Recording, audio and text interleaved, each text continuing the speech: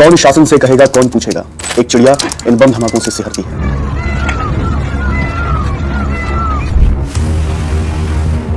हैदराबाद में 400 एकड़ में फैला वन क्षेत्र को नीलाम करने का फैसला आया है। फैसले का आधार कि कांग्रेस सरकार यह वन क्षेत्र सरकारी परियोजनाओं के नाम पर नीलाम करना चाहती है। इस फैसले के बाद वहां का स्थानीय प्रशासन बुलडोजरों का एक जत्था लेकर पहुंचा, जिसके बाद हैदराबाद यूनिवर्सिटी के छात्रों और आसपास के युवाओं ने इसका विरोध किया।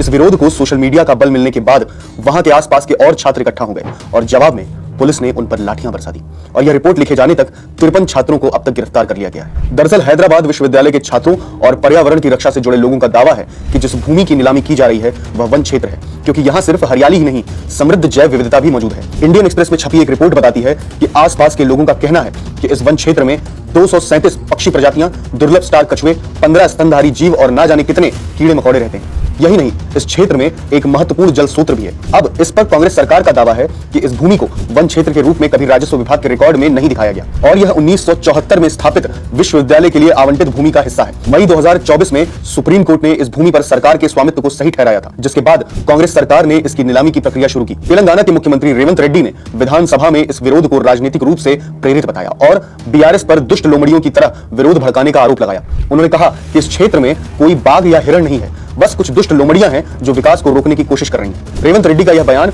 उनकी पर्यावरण के प्रति असंवेदनशीलता को उजागर करता है। तेलंगाना हाईकोर्ट में याचिकाकर्ताओं ने 1996 के सुप्रीम कोर्ट के एक फैसले का हवाला दिया है, जिसमें कहा गया है कि अगर किसी भूमि में हरियाली है तो उसे वन क्षेत्र माना जाएगा, भले ही वह राजस्व रिकॉर्ड में ना दिखे। पर्यावरणविदों का तर्क है कि इस भूमि को राष्ट्रीय उद्यान घोषित किया जाना चाहिए, न कि इसे नीलाम कर कंक्रीट का जंगल बना देना चाहिए। इसी बीच बुधवार को तेलंगाना हाईकोर्ट ने कांग्रेस सरकार को 3 अप्रैल यानी गुरुवार तक इस 400 एकड़ जमीन पर कोई कदम आगे बढ़ाने से रोक दिया है। यानी रेवंत रेड्डी सरकार अगली सुनवाई तक यहां ना तो कोई पेड़ उखाड़ पाएगी और ना ही जेसीबी मशीन चलवा सकेगी।